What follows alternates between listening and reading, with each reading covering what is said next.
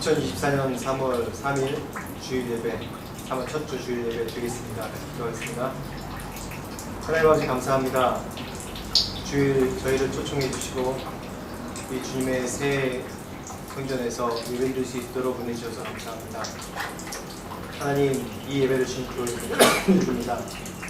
하나님, 이곳에서 오랫동안 이루어질 하나님의 경배하고 찬양하는 예배를 기대하고 소망합니다. 기름을 부으시고 이 첫 예배를 받아주시옵소서. 예수 이름으로 기도합니다.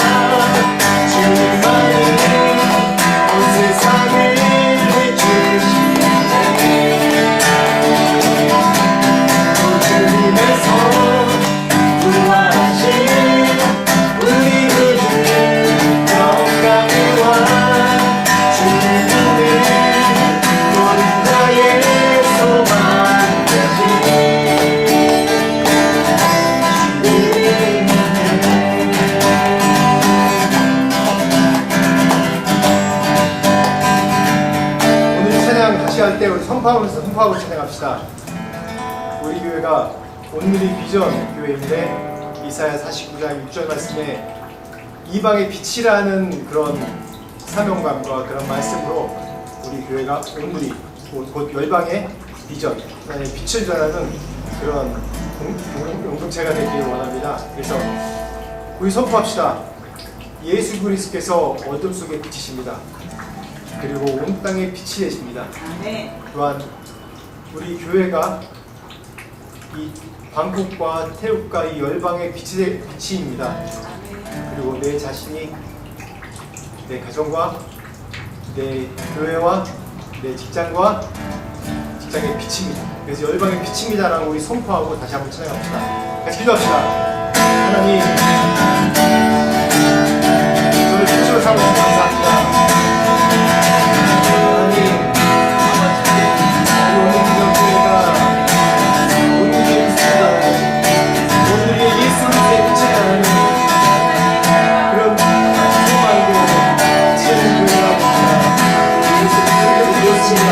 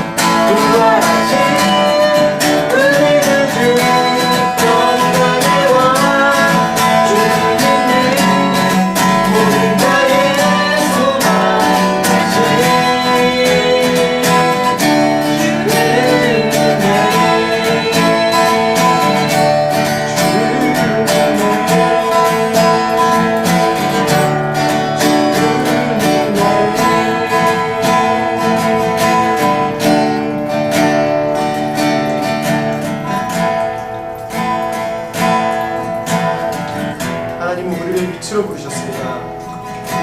온 세상에 주님의 빛이 전하는 빛으로 부르셨습니다. 그것이 우리의 사명이고 우리의 부르심이고 또한 우리 교회의 부르심입니다. 네.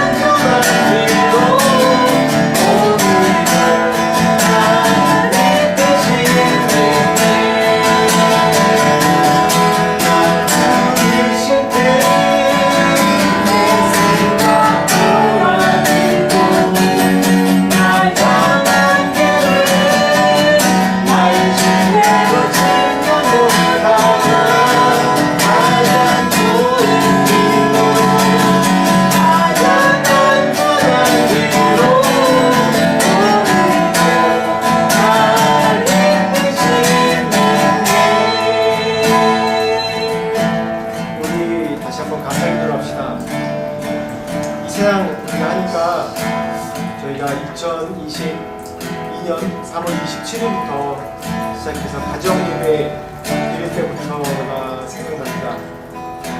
처음에 이렇게 교회에 개척하리라는 그런 하나님의 부르심이 있었다고 또한 믿고 시작했는데 계속 확인해가는 과정이었고, 계속 하나님의 부르심이 이것이 맞나, 나같이 작은 사람 과연 하나님의 교회를, 하나님의 성도들을 인도하는 통로가 되는 것이 맞나 라는 그런 내 안에 내 자신에 대한 확신하지 못하는 의심이 있었습니다. 근데 하나님이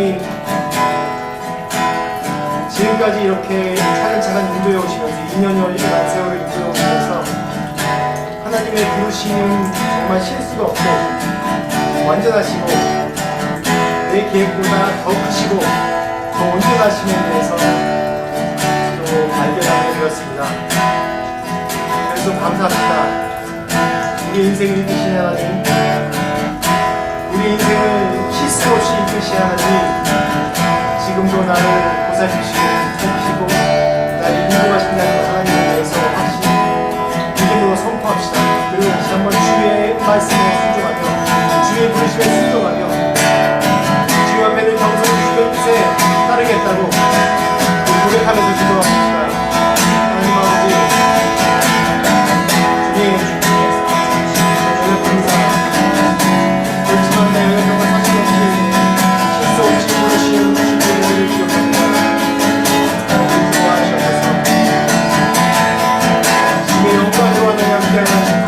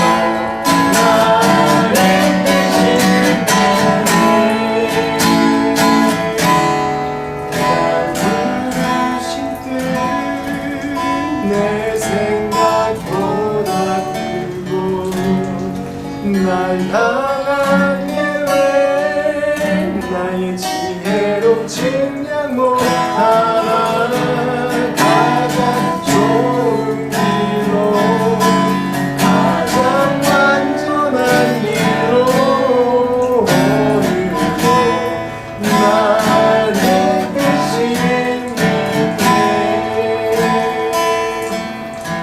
오늘도 나를 이끄시는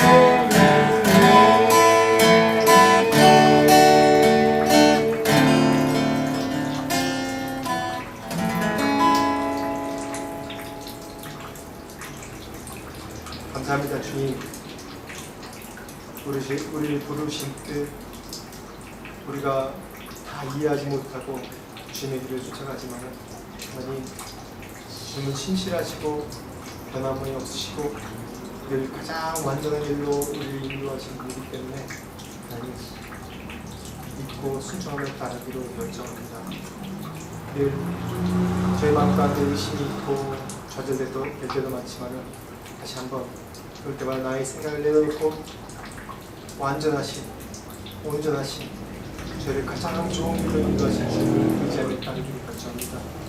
인도하여 주시옵소서. 그리고 이 성전 또 이 믿음의 공동체 하고 오늘 비전 교회를 주님 앞에 올려드립니다.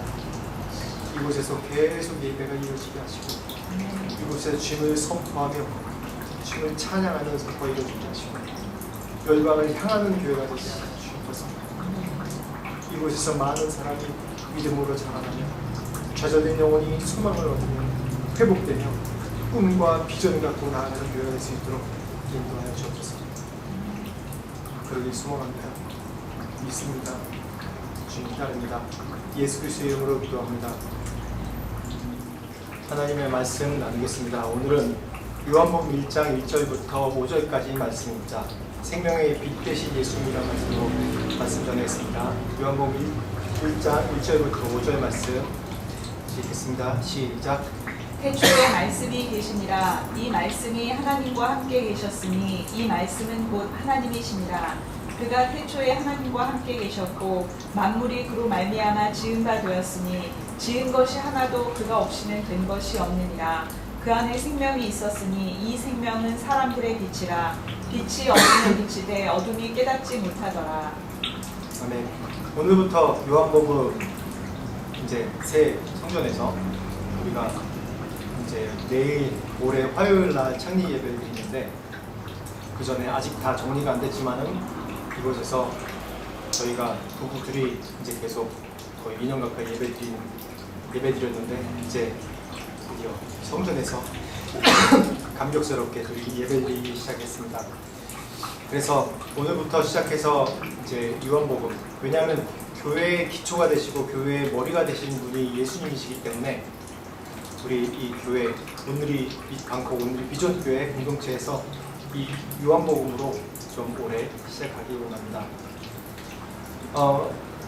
예수님에 대해서 이 가장 선명하게 잘 알 수 있는 그런 성경책이 어디냐면 이 성경 전체의 말씀들이 다 예수님을 적용해주고 예수님을 향해 있지만은 가장 구체적으로 알려주는 책이 마태, 마가, 누가, 요한입니다. 이 마태, 마가, 누가, 요한은 예수님께서 어떻게 이 땅에서 공생애를 사셨고 어떻게 천국 복음을 전파하셨으며 또 예수님의 그런 이것을 다 기록하지 못했지만 중요한 이슈나 사건들에 대해서 계속 기록하고 있습니다. 우리가 지난번에 이제 우리가 강의를 한 로마서 같은 경우에는 구원에 대한 그런 성경 교리적이나 신학적인 또 율법적인 그런 원리에 대해서 얘기했다면 히브리서는 그 유대인들에게 크리스찬 유대인들에게 예수님이 어떤 분인지에 대해서 법적인 근거에 대해서 또 설명해 주는 그런 내용이었습니다. 나중에 히브리서는 더 기회가 되면 더 말씀 나누기로 하고 그 중에서 마태, 마가, 누가, 요한 빼고 마태, 마가, 누가복음을 이 세 번의 복음을 가르쳐서 공간 복음이라고 하는데 왜 그러냐면 이 세 개의 복음서는 공통적인 그런 내용이 있습니다. 오늘은 좀 서론의 내용입니다. 이거 뭐냐면 마태복음 유대인 향해 섰고 마가복음 로마 사람을 향해 섰고 또 누가복음은 헬라인들을 향해서 섰습니다. 그래서 같은 예수님의 인간적인 관점이나 또한 그 신적인 관점을 표현했지만 또 언어가 약간씩 달라요.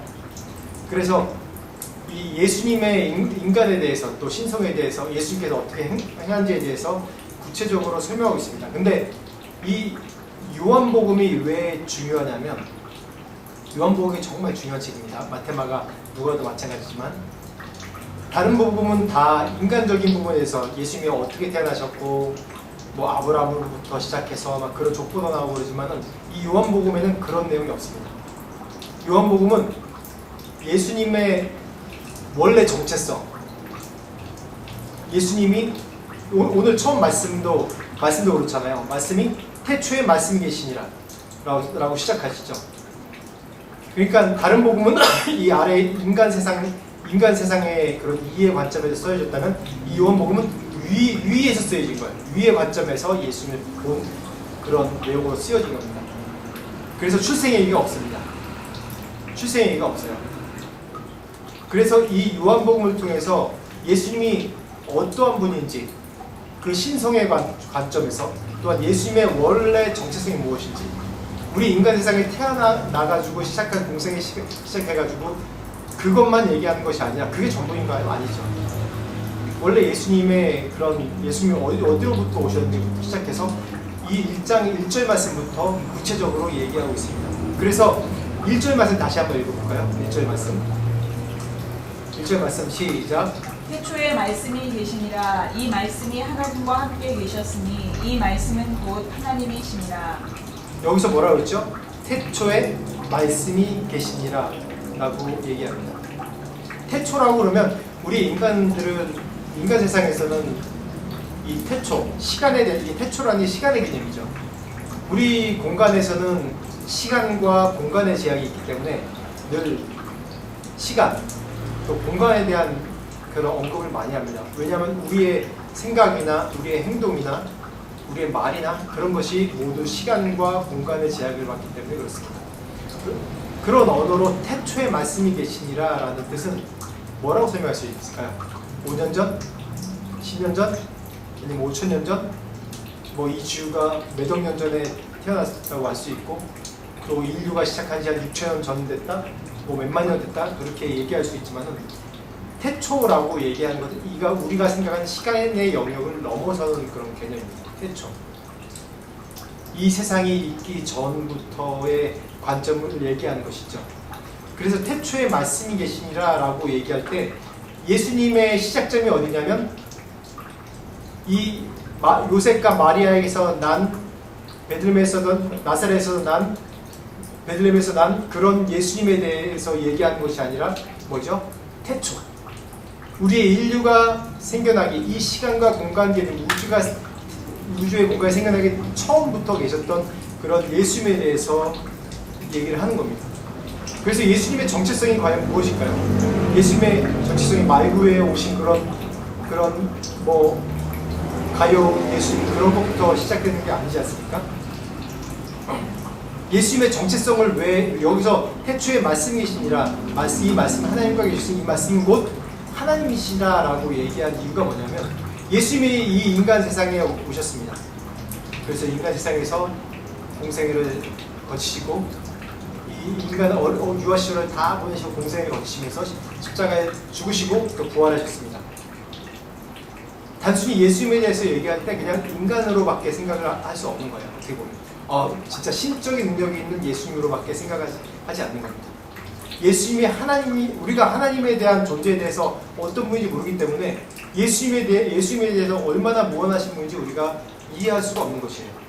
우리가 역사책이나 영화나 여러 가지 많이 이제 등장하는 그런 반복해 등장하는 스토리 중에 하나가 뭐냐면 뭐 왕이 뭐 아멘 감사 나온다고 밤에 아니면 인간복을 입고 나와가지고 인간처럼 행동하면서 사람들과 대화하고 식사도 하고 또 친구 삼아서 얘기도 하고 그런 장면들이 간혹 나옵니다. 그런데 사람들은 지금이야 우리가 대통령이 누군지 왕이 누군지 사진으로 다 알 수 있지만 옛날에 사진이 없었지 않습니까? 인터넷도 없고 TV도 없고 그래서 많은 사람들이 왕의 얼굴에 대해서 몰라요. 기껏해서 본 사람들은 멀리서 이 관복을 입고 있는 왕의 모습만 보지 평상복을 입고 있는 왕을 상상하지 못하는 거예요. 그렇기 때문에 이 왕이 평상복을 입고 이제 나가서 식사도 하고 요즘 돌아가는 세상이 어떻습니까? 물어보기도 하고 그런 장면들이 자주 나옵니다. 그런데 나중에 그 사람이 내가 대화했던 사람이 왕인 줄 알면 어땠을까요? 이게 굉장히 차원이 다른 얘기입니다. 우리가 예수님을 2000년 전에 이 땅에서 인간 존재의 하나로 우리가 만난 예수님이지만은 그 예수님의 실체가 예수님의 실체성이 어떠한 존재인 줄 알면 우리가 달라지죠. 그래서 유대인들이 예수님에 대해서 존재에 대해서 지금도 인정하지 않는 부분 중에 하나입니다. 하나님이 인간으로 왔다고? 하나님이 인간의 몸으로 왔다고?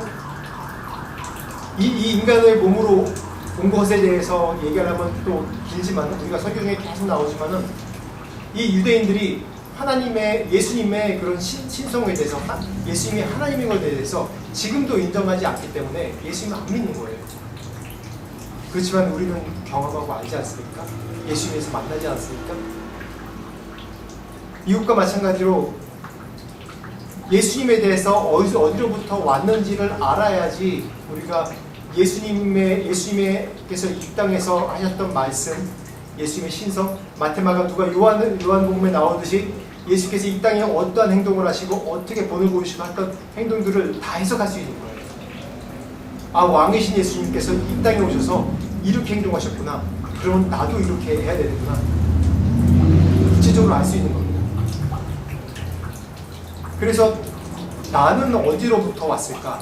그리고 생각해 볼 때 여러분 우리는 어디로부터 왔습니까? 우리가 뭐 잘나서 지금 내가 뭐 목사가 되고 선교사가 되고 또 뭐 사장이 되고 뭐가 되고 그러지 않지 않습니까? 우리의 원래는 어떤 모습이에요? 모든 인간은 마찬가지입니다. 원래 어떤 모습입니까? 그냥 벌거벗은 몸으로 아무것도 없이 태어난 게 인간이지 않습니까? 우리의 모습, 원래 모습 그거예요. 그래서 우리는 겸손해야 돼요. 우리가 지금 갖고 있는 걸로 내가 뭐대 이렇게 얘기하는 게 아니라 우리의 원래 모습을 내 자신을 잘 인식해야지 하나님에 대해서 바라볼 수 있는 겁니다. 예수님에 대해서 올바로 바라볼 수 있는 겁니다. 내가 입고 있는 옷, 내가 쓰고 있는 관, 그걸 통해서 예수님을 바라보려고 그러면 예수님을 배척했던 그 유대인들처럼 예수님을 참 하나님으로 믿지 못하는 거예요. 자기의 직업으로 자기가 이루는 업적으로 보면 안 되는 거예요. 나의 공로의식으로 예수님을 바라보면 안 되는 거예요. 우리의 원래 모습으로. 예수님의 원래 모습이 뭐예요? 하나님이잖아요. 하나님. 태초에 이 온 땅을 만드실 때 함께 하셨던 그런 하나님이지 않습니까? 삼위일체 하나님이지 않습니까?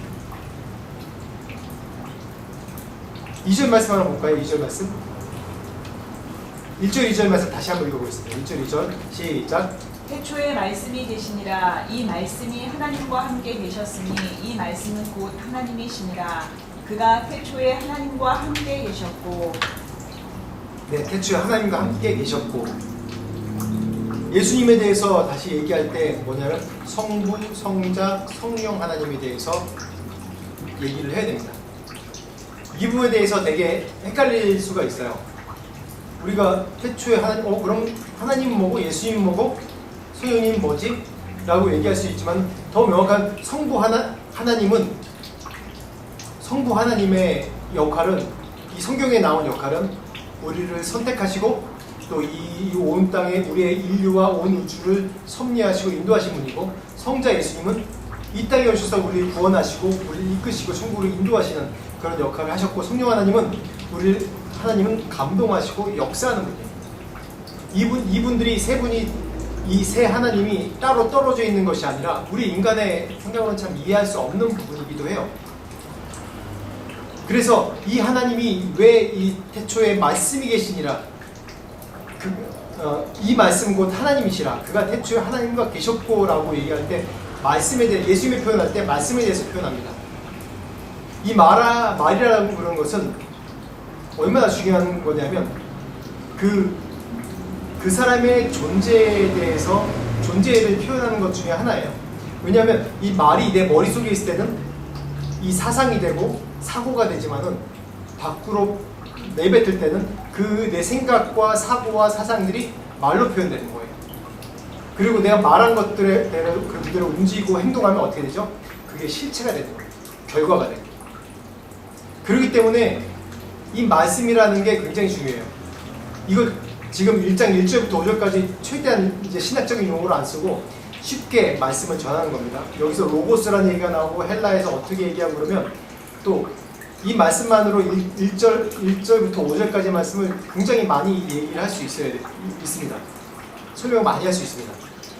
왜냐하면 로고스라는 의미에 대해서 굉장히 깊고 여러 가지 뜻이 있고 중요한 의미이기 때문에 이 말씀이 어떠한 의미인지에 대해서 이 고대 2000년에 어떠한 문제에 대해서 또 그 전에도 이 어떠한 문제에 대해서 얘기할 때 정말 중요한, 지금도 우리가 이렇게 말에 대해서 제가 말씀드릴 때 정말 중요한 의미지 않습니까? 그랬을 때 하나님께서 어떤 분입니까? 하나님께서 실제로 우리에게 말씀하셨어요. 우리를 구원하시겠다, 복 주겠다, 축복 주겠다고, 다시 너희를 하나님 나라로 인도하겠다고 말씀을 하셨어요. 언약했잖아요. 구약에 계속 이스라엘 백성 통해서 하신 말씀은 뭡니까? 우리에게 언약하신 거지 않습니까? 거짓말이 아니지 않습니까?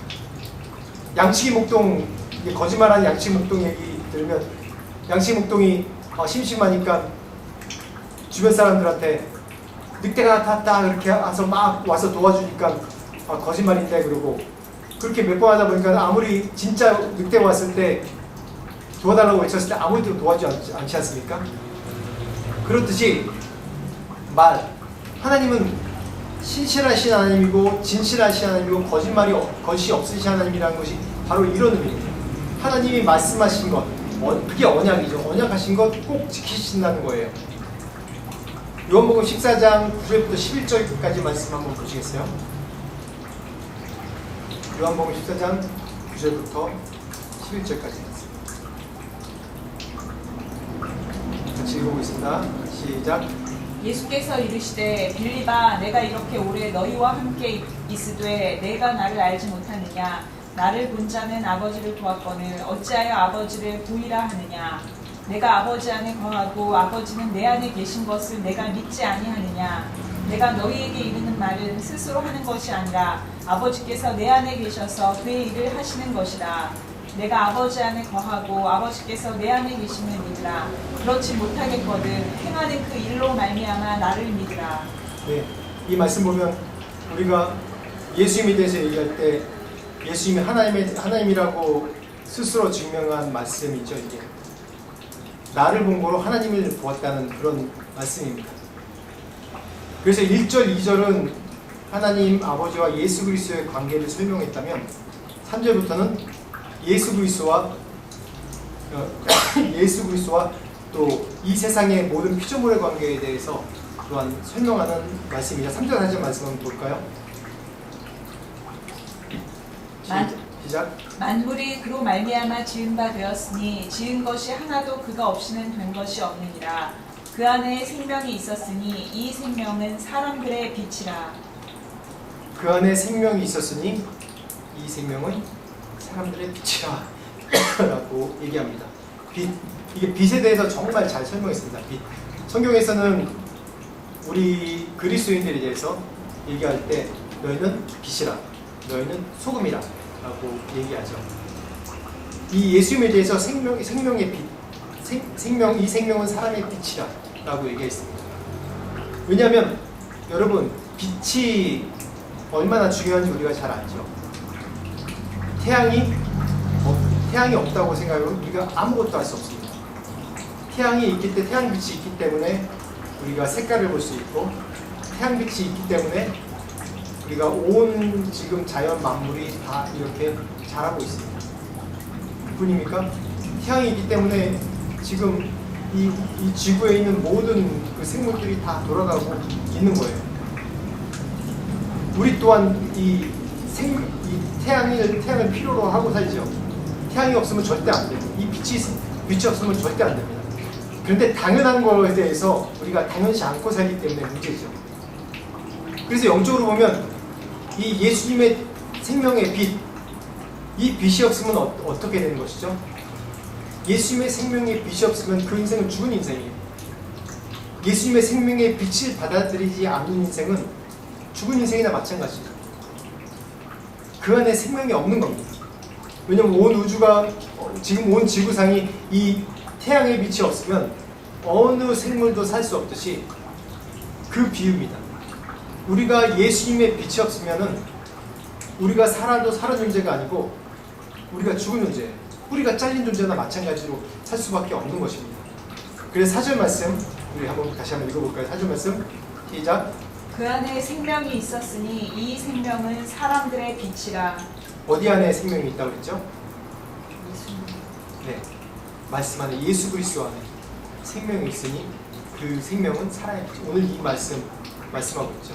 이 말씀이 곧 빛이라, 생명의 빛이라 라고 얘기하고 있습니다. 이 요한복음의 이 빛이 오늘 제목이 생명의 빛 대신 예수 그리스도인데, 요한복음 1장 1절에서 5절 말씀 보면 주로 이 말씀 제목을 말씀이신 예수님, 말씀이신 하나님, 말씀이 육신 되신 예수님 그렇게 제목을 보는데, 저는 오늘 이 말씀에 사실 꽂혔어요.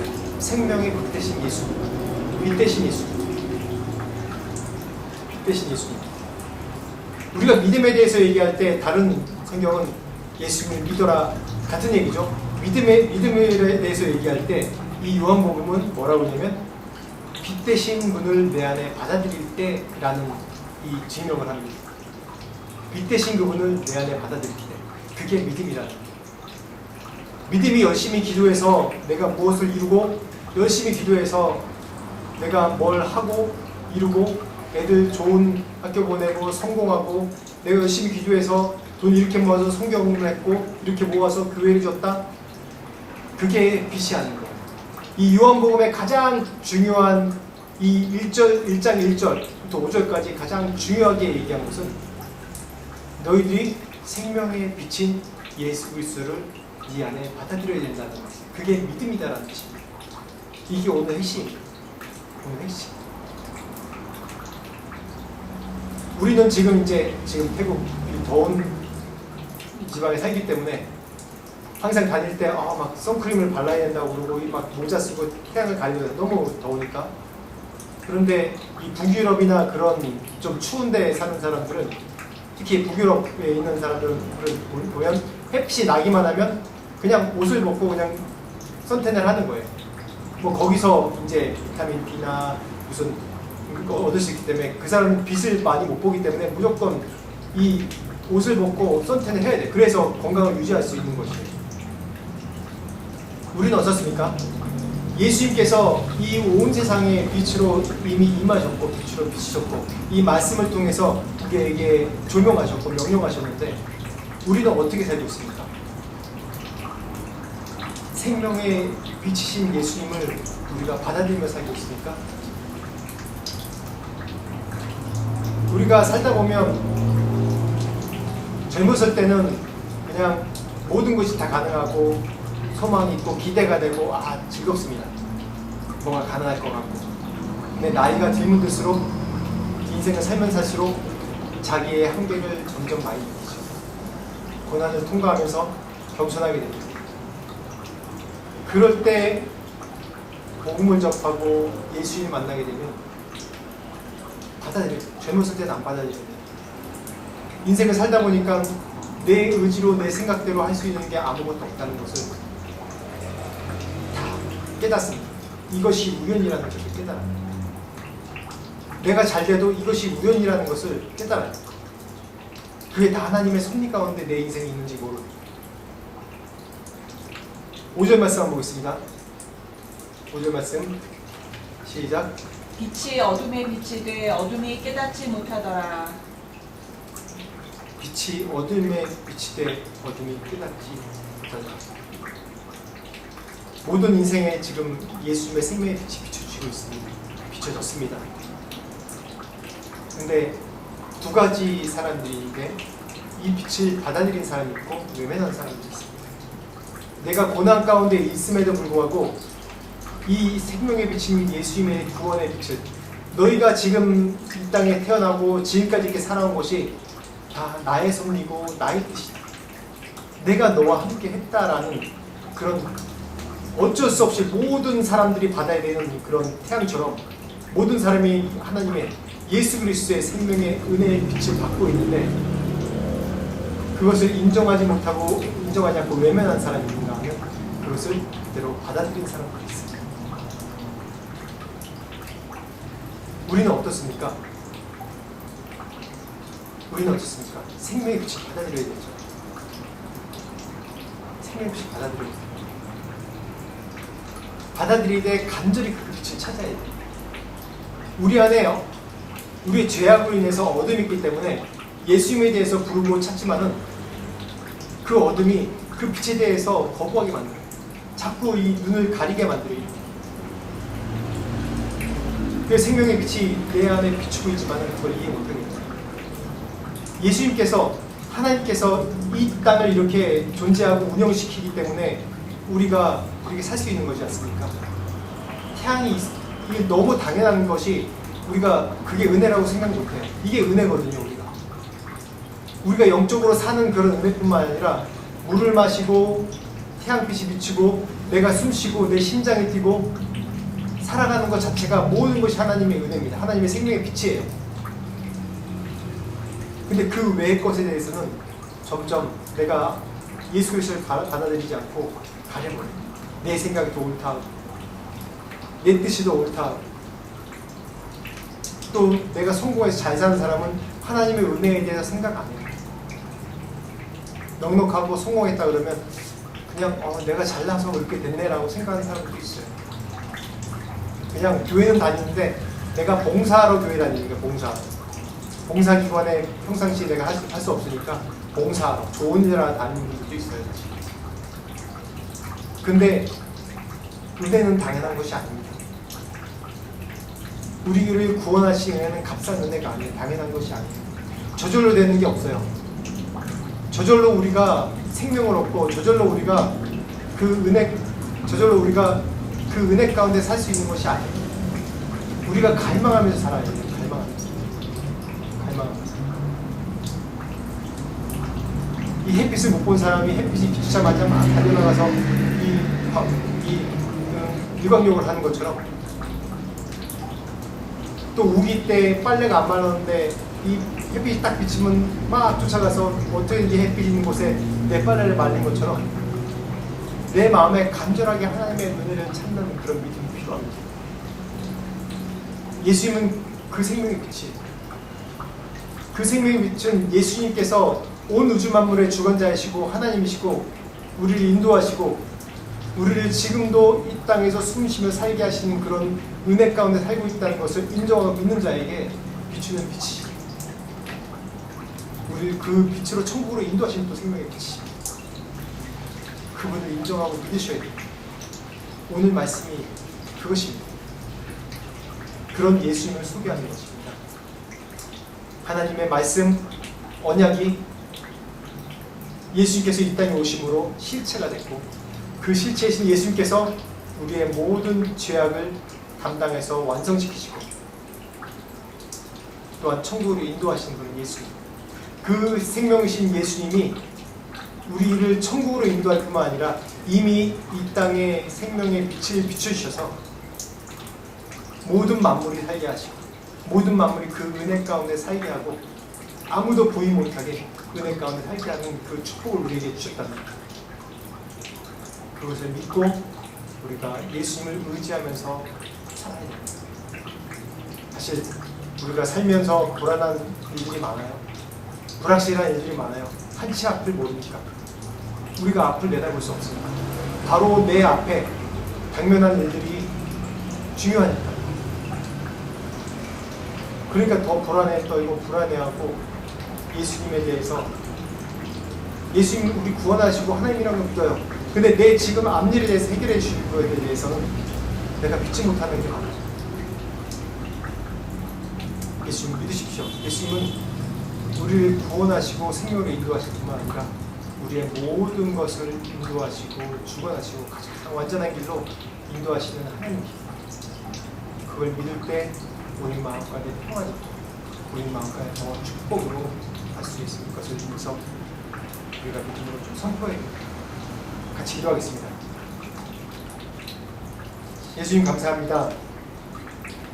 우리에게 생명의 빛으로 오셔서 하나님이 우리에게 말씀하신 그런 말씀의 언약대로 생명의 빛으로 오셔서 우리를 구원하시고 우리를 천국으로 인도하시고 지금 이 땅에 살아갈 때도 우리를 그 생명의 은혜를 이끌어 주셔서 감사합니다. 하나님, 당장 우리의 삶이 고달고 어렵다고 해서 우리가 그 생명이신 예수에 대해서 또한 외면하고 살타는지 다시 한번 주 앞에 회개합니다. 그리고 다시 한번 주님을 의지하고 주님을 순종하기를 결정합니다. 인도하여 주시옵소서. 그 생명의 빛이 되신 주님, 우리 인생을 계속 비추시고 저희가 주님을 따라가는 그런 믿음을 하나님 주시옵소서. 지금 우리 주 예수 그리스도의 은혜와 하나님 아버지의 무한하신 사랑과 성령님의 감화감동 역사하심이 생명의 빛 되신 예수를 믿고 따르는 모든 자들에게 지금부터 영원토록 함께 하시기 간절히 축원하옵나이다.